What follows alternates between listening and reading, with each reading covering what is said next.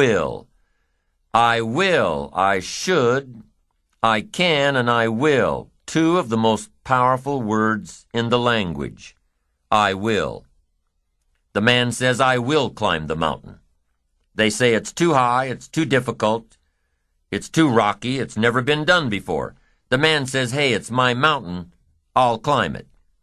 Pretty soon you'll see me wavering from the top, or dead on the side, because I'm not coming back until I've done it. Powerful. There are several studies that show the greatest achievers aren't those who fail the least.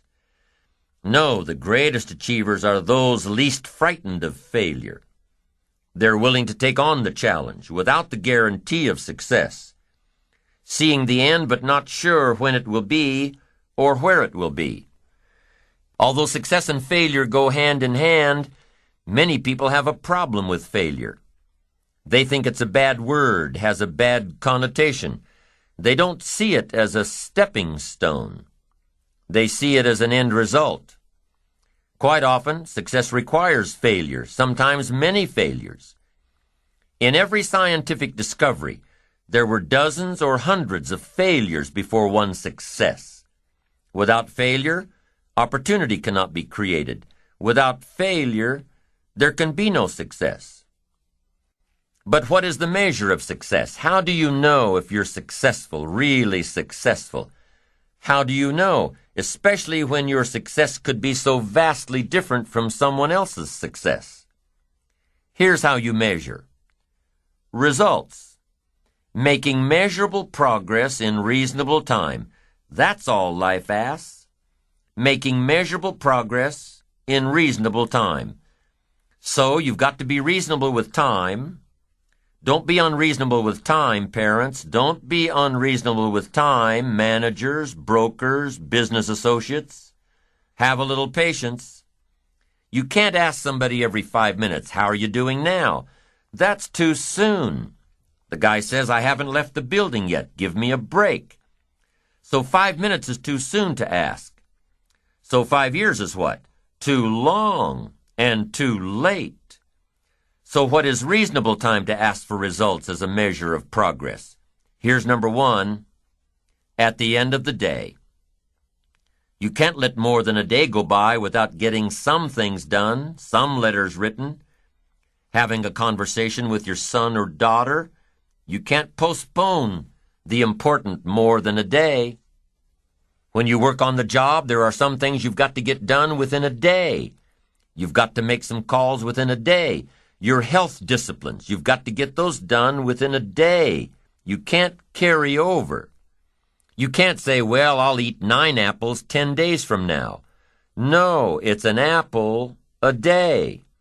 A day, some things you've got to get done within a day. So at 5 minutes to midnight and you haven't gotten your apple in yet, munch away and get it done. A day. Here's what's next. A week. Some things you've got to get done within a week. Stuff on the job, calls made, activities. A week is a good chunk of time. Can't let more than a week go by without taking a look and a measure to see how you're doing. John joins this little sales company. He's supposed to make 10 calls the first week, just to get acquainted out there in the marketplace.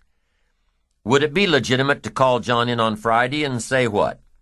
How many calls did you make? That's legitimate. It's legitimate time to ask for a measurable amount of progress. He's supposed to make 10 calls. Come Friday, how many calls did you make? John says, well, you say, John, well won't fit in my little box here. I just need a number. Now John starts with a story. You say, John, the reason I made this little box so small is so a story won't fit. I don't need a story. I just need a number. Now here's one of the better phrases to take home. The numbers tell us the whole story.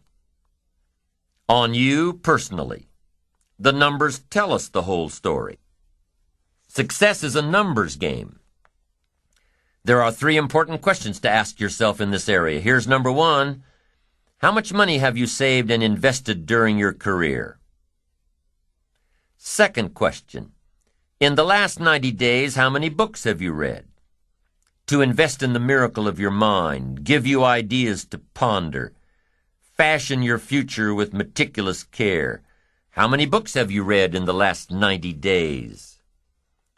Third question, in the last 6 months, how many classes have you taken to improve your skills or to develop new skills for your future and your family?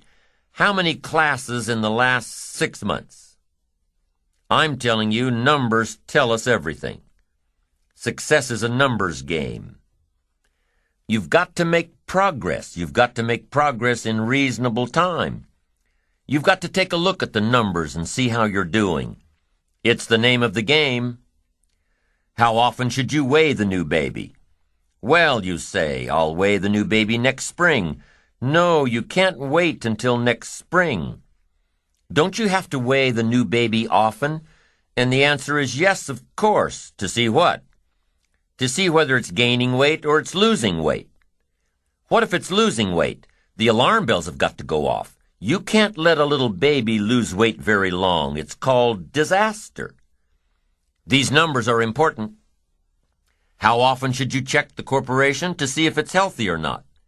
You say, well, in a couple of years, we'll get all the accountants together. No, you'll be out of business. In Las Vegas, the big gambling houses, guess how often they put together a financial statement to see where they are? Several times a day. Why? So much is happening. If you don't learn when to shut down some of those tables, you'll be out of business by midnight. You can't wait till midnight. You can't wait till tomorrow. Tomorrow's too late. You've got to know the numbers. What is your cholesterol count? You don't know and you don't care? You've just got your fingers crossed for the future? We'd better come and get your family and take them to safety. Come on, be responsible for the set of your own sail. Leave it to no one else but yourself, and learn to refine these numbers for yourself. How many pounds overweight should you be at age 50?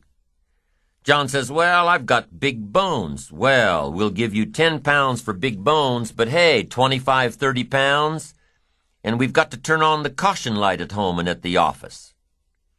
Somebody says, what's that flashing caution light? John's up about 20, 25 pounds. 35, 40 pounds, and the flashing red light comes on at home and at the office. Somebody says, what's that flashing red light? John's up about 40 pounds. 50 pounds, and the siren goes off. Somebody says, what's that siren? John's over 50 pounds. I'm asking you to take charge of your own life. Be responsible for your own life. Be responsible for your own retirement. Be responsible for your own health. Don't just drift along with the crowd. Those who don't care to be responsible about the numbers, meticulous about the numbers. Some of these numbers have got to be coming down, like your cholesterol. Some of these numbers have got to be going up, like the number of books in your library. Don't be satisfied until you've looked at all your own numbers, and be responsible. Don't wait for somebody to come along. What if nobody comes along? You've got to be responsible yourself. Results are the name of the game. Let's check the numbers. Don't be satisfied with anything less than the best of numbers. Jesus walked along one day and saw a fig tree. Interesting story. And as Jesus looked suspiciously at this fig tree, he said to his disciples, does that fig tree have any figs? Do you think that's an important question? I'm telling you, for a fig tree, it's an all-important question. Does it have any figs? His disciples said, no, sir, of all the trees you were to pick, this particular fig tree does not have any figs. The story says Jesus lost his cool. One of the few times he lost his cool. Why? I think to make a point. A fig tree without figs? It is unacceptable. Jesus said, if that fig tree doesn't have any figs, I suggest you promptly take it out. And he added, why let it take up the ground? So you've got to get all your people together every once in a while and say, today we're counting the figs. What for? To see who gets to stay. Why? It's the name of the game. Results. Now, what if your results are not that good right now? What if you're going through some tough times and aren't quite sure what to do next? You know why I do seminars and lectures and write books and audio programs? So I can attend them all myself, read it again myself, listen again myself. I don't do it just to hear myself talk, and I don't do it for the money. I do it because the teacher always receives the greatest lessons he seeks to teach others. What's the best way out of a blue mood? Talk somebody else through theirs. What's the best way out of a mental energy slump? Talk somebody else through theirs.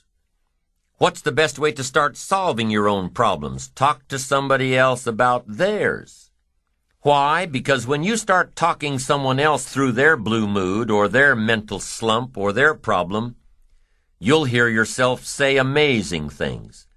You'll hear all the knowledge that you've gathered come out to help this other person, and it will ultimately help you by hearing it again.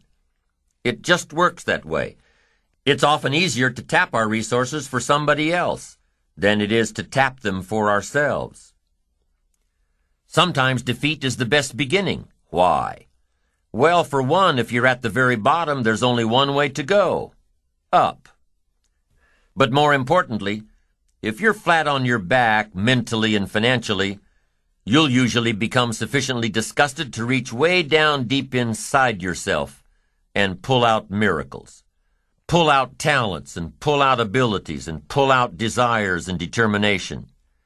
When you're flat broke or flat miserable, you'll eventually become so disgusted that you'll pull out the basic essentials required to make everything better. And it's in the face of adversity that things begin to change, that you begin to change. With enough disgust, desire, and determination to change your life, you'll start saying, I've had it. Enough of this, no more, never again.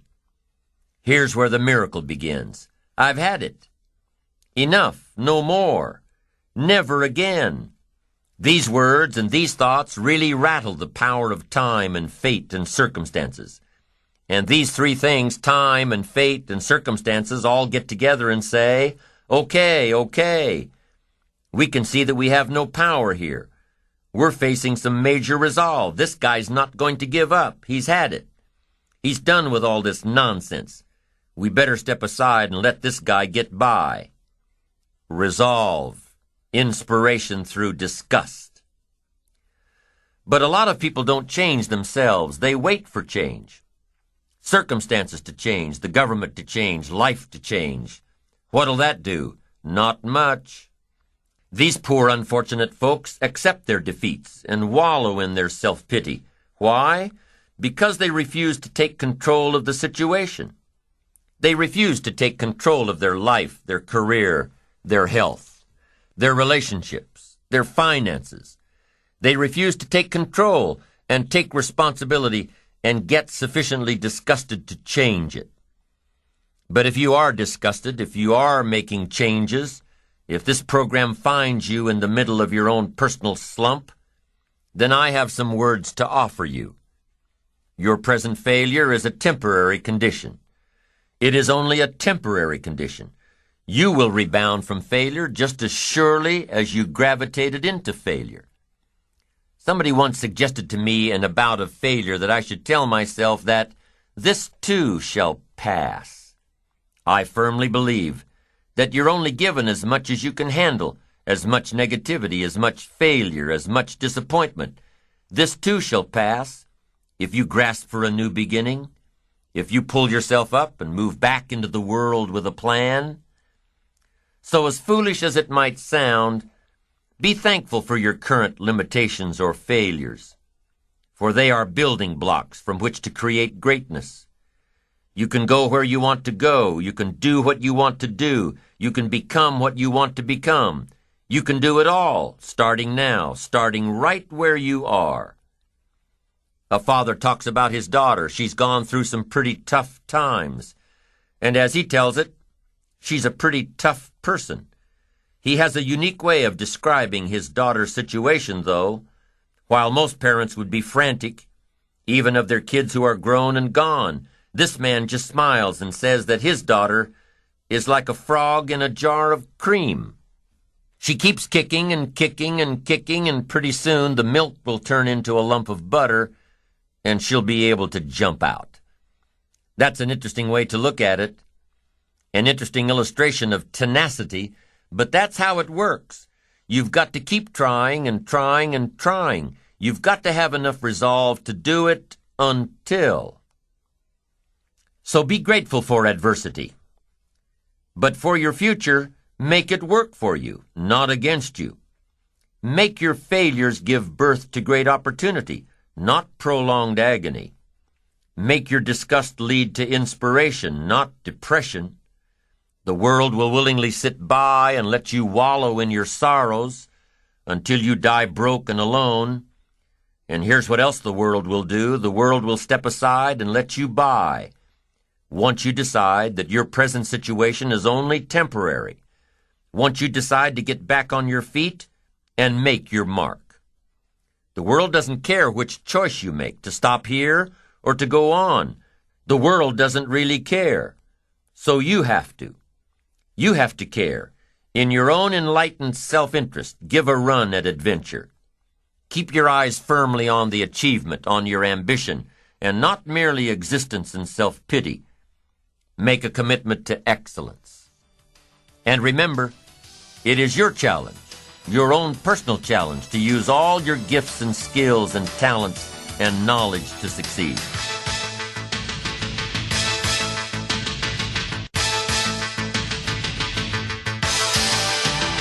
Now here's another thought for you. It's a big thought. It's a thought that can make all the difference in the world, and here it is. Success is something you attract by the person you become. Once I understood that, I changed my whole method of operation. Success is something you attract by the person you become. Success is not something you pursue. What you pursue usually eludes you like a butterfly, something you go after that you can't catch. Success is something you attract like a magnet by the person you become. To attract attractive people, we've talked about this before. To attract attractive people, you must be attractive. To attract powerful people, you must be powerful. To attract committed people, you must be committed. Instead of going to work on them, you go to work on yourself. You work harder on yourself than you work on the job. And if you become, you can attract. The whole key is to make yourself valuable. The key is to make yourself attractive. The key is to make yourself skillful, competent, willing, powerful, unique, sophisticated, cultured, being able to manage, in control, healthy. The whole key really to the future is personal development. Because the greatest gift you can give to someone else is your personal development, self-development, self-investment. The greatest gift you can give is your own personal development. If I become 10 times wiser, 10 times stronger, 10 times brighter, 10 times more competent, think of what that will do for my success. If I grow, think of what that will do for my future. Self-development earns success. Self-investment earns respect. And the only way to make a better and better and better investment in your future is to become better and stronger and wiser and more competent. And the more attractive you become, the more attractive you are. And the more attractive you are, the more you attract success. Self-development, self-investment attracts success. That's powerful. Now here's what would be pitiful if your income grew and you didn't grow. Because here's what usually happens. If your income takes some jumps, it's best that you grow quickly up to where your income is. Why? Because otherwise your income will soon come back to where you are. Somebody once said, if someone hands you $1 million, best you become a millionaire so you get to keep the money. I'm telling you, success doesn't want to hang around an incompetent person. That's the problem with winning the lottery, the lack of self-development to be able to master it and keep it. And now the fortune is bigger than the person, rather than the person being bigger than the fortune. If you're a parent, use that as a challenge to grow personally. Use the challenge of parenting to grow. See what you can become. One ancient writer said this, "Here are some reassuring words. God's arm is not short." Aren't those reassuring words? God's arm is not short. You can't think of anything more pitiful than a God with a short arm. Poor God, his arm's too short. He can't reach all the way. Can't reach out to all of us. This writer said, no, be reassured. God's arm is not short. He can reach all the way, and he can reach everybody. Shouldn't that be said of every father, of every mother? They can reach all of their children. They can reach all the way. They don't lack stories and illustrations. They don't lack wisdom and power. And the only way you can become that kind of parent, the only way you can keep up that process, is by personal development, by becoming better than you are, stronger than you are, wiser than you are, becoming, growing, so that your investment grows. As your children grow, you grow. Your power grows, your influence grows, your wisdom grows, your command of the language grows. You see, that's what's challenging, to be involved in a situation that makes you grow. If that situation is success, keep growing to be bigger than your fortune. If that situation is failure, keep growing until you're bigger than the problem. Keep growing, keep becoming, keep doing it until. Now, there are two qualities that can increase your chances of success, two very important qualities. Number one, patience. Number two, persistence. Let's talk about patience for a moment. Patience is what? Learning to handle the passing of time. Now, once you've had an appetite for success and you start going for it, now you've got to learn to handle the passing of time. Here's why. It takes time. It takes time to build a corporate work of art. It takes time to build a symphony orchestra with flawless music and harmony that sends you on flights of ecstasy, to be remembered long after the orchestra has shut down and the lights have gone out. It takes time to put harmony together. It takes time to build a life. It takes time to build an enterprise. It takes time to get through school. It takes time to develop and grow. So give your enterprise time. Give your business time. If you're in management, give your people time. If you're a parent, give your kids time. Don't be too short, too quick. Give them time. Now, not forever, but time. It takes time. Here's the ultimate challenge. You've got to have patience with yourself. It takes time to make changes in habit and discipline. It takes time to correct old errors in judgment and to finally give up old blame and pick up new responsibility. I'm telling you, it took me some time. I used to blame the government and blame taxes and blame the company and blame the marketplace. It took me a long time to give that up. That was a pretty comfortable list to explain my empty bank account, pennies in my pocket, nothing in the bank, not doing well, embarrassed by my situation. It took time to give that up and only blame myself. That took a while. So have patience with yourself, number one. And number two, while you're dealing with the passing of time, number two is to keep doing it. Be persistent. Be tenacious. Keep doing it until. As long as you are patient and persistent, it's hard to elude success. As long as you maintain patience and persistence, tenacity, there's only one person, just one person that will draw the line between success and failure. One person, and that person is you. So be patient. Be persistent. You need both patience and persistence together, and here's why. Lack of patience is probably the worst enemy of ambition. While your ambition keeps growing, keeps moving, keeps looking for new ways to succeed, impatience tends to grow frustrated. Impatience won't allow for persistence. Impatience wants to give up. Impatience calls discouragement failure. But your ambition won't let you give up so easily, not if you're persistent. What others may call failure, ambition calls a learning opportunity, a chance to make adjustments along the charted course to success. Ambition knows something else too. Ambition knows that the longer the achievement is in coming, the more valued it is. So let me give you a few aspects of patience, some examples that might help illustrate just how valuable it is. There are 6 aspects of patience, and here's number 1, knowing when an opportunity is right and when more preparation is needed. Let's say you're opening up a restaurant specializing in fresh seafood.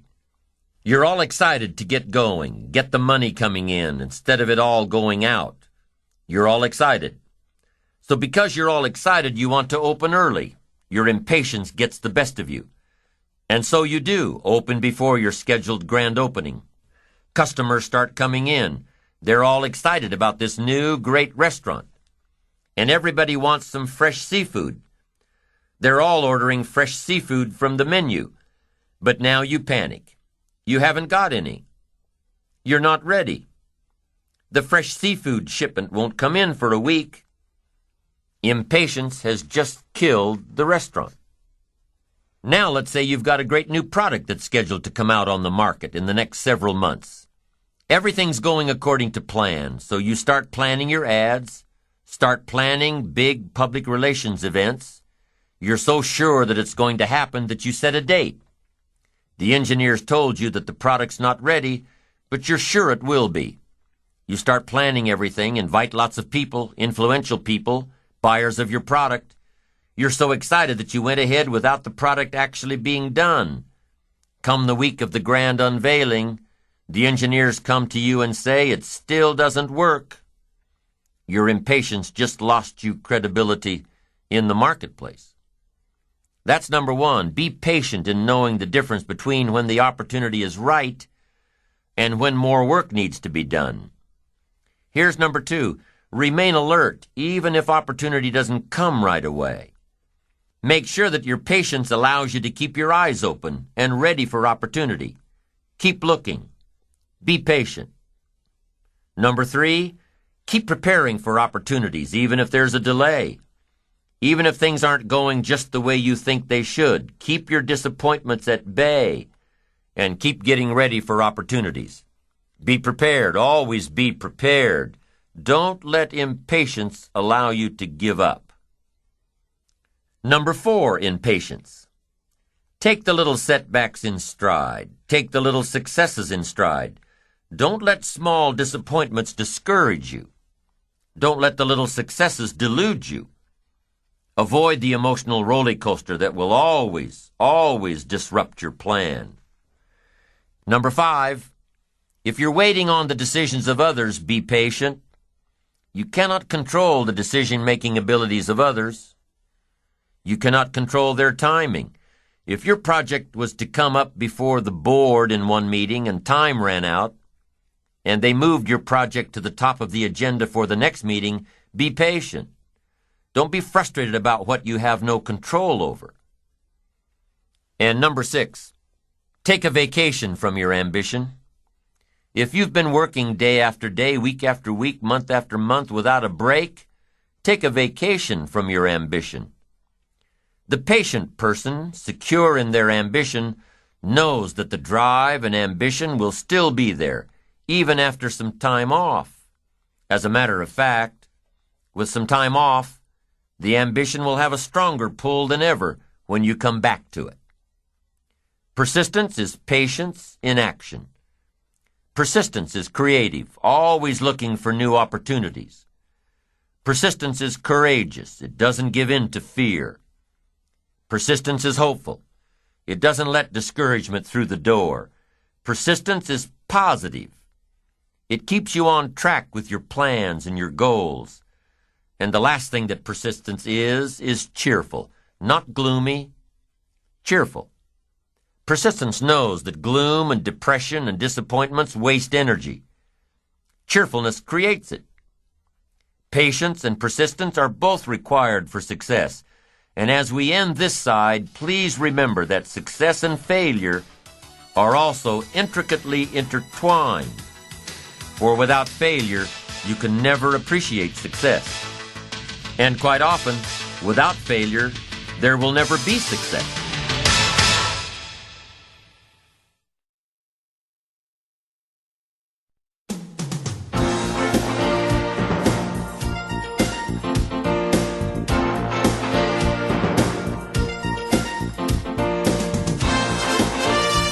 You are more than your ambition. These are undoubtedly some of the most valuable words in this program on the power of ambition. You are more than your ambition. You can't serve your ambition. No, your ambition must serve you. If you serve your ambition, you become less than your ambition. If you don't allow your ambition to serve you, your ambition won't have any resources to pull from, to grow, to maintain. It won't have a reservoir of strength and discipline and ingenuity and creativity. If you serve your ambition, it will be weakened. There will be nothing to revive it, replenish it. So how do you make sure that your ambition is serving you? Let's review the methods for building your ambition. The principles for building your ambition, the building blocks, the fundamental